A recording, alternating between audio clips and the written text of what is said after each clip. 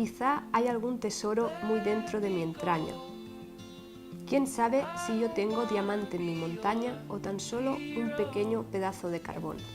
Qué bien sonáis a veces si el gran músico viento os toca cuando viene el mar que me rodea. A esta isla que soy, si alguien llega, que se encuentre con algo es mi deseo. Manantiales de versos encendidos y cascadas de paz es lo que tengo. Un nombre que me sube por el alma y no quiere que llore mis secretos. Y soy tierra feliz, que tengo el arte de ser dichosa y pobre al mismo tiempo. Para mí es un placer ser ignorada, isla ignorada del océano eterno.